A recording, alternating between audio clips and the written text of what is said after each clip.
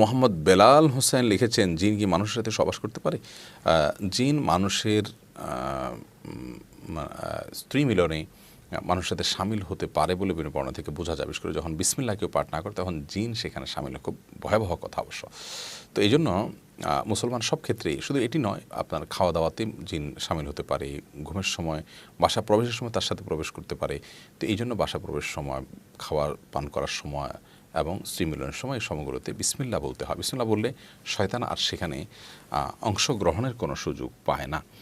এমনি মুস্তাফিজুর রহমান আপনি লিখেছেন, কোরআন কারীম যদি ভুলবশত পায়ে লাগে অথবা নিচে পড়ে যায়, করণীয় কি? ভুলবশত পায়ে লাগলে অথবা নিচে পড়ে গেলে আল্লাহর কাছে মাপ চাইতে হবে, যদি এটা অনিচ্ছাকৃত, তারপরে মাপ চাই নিতে হবে এবং সেই সাথে ভবিষ্যতের জন্য এরকমটি না হয় সেজন্য সাবধানতা অবলম্বন করতে হবে। এর কারণে আপনার বিশেষ কোনো কাফারা নাই। আমরা ছোটোবেলা থেকে যে সমস্ত কথা শুনে আসছি যে এর কারণে এত কেজি লবণ দিতে হবে, চাল দিতে হবে গরিবকে ইত্যাদি, এগুলো আমাদের নিজেদের মন গড়া নানান কথাবার্তা।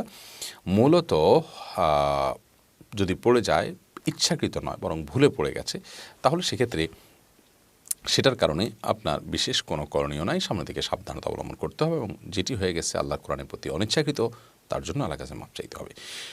এমডি শিকদার আলী আপনি লিখেছেন, আমরা স্বামী স্ত্রী গোপনে মোহর নির্ধারণ করেছি একটা, আর অভিভাবকেরও সাক্ষীদের সামনে প্রকাশ করেছি আরেকটা। আমরা যেটা গোপনে নির্ধারণ করেছি সেটা মেয়ের অভিভাবক মানতে নারাজ, তাই বাধ্য হয়ে অভিভাবকেরটাই কাবিন নামে লিখেছি। এখন আমি মহারণা কোনটা পরিশোধ করব?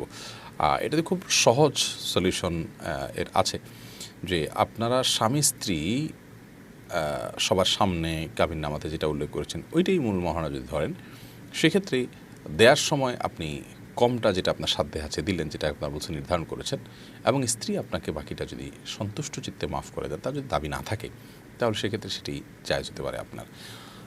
আল্লাহ রাব্বুল আলামিন কোরআনে কারিমে বলেছেন, তারা যদি সন্তুষ্ট চিত্তে কিছু তোমাদেরকে ছাড় দেয়, ফাকুলু হানিআম মারিয়া, তাহলে সেটা আপনারা খেতে পারেন সন্তুষ্ট, আপনার খুশি মনে। এমনি আনোয়ার হোসেন আপনি লিখেছেন, কেউ জার্সি উপহার দিলে গায়ে দেওয়া যাবে কিনা?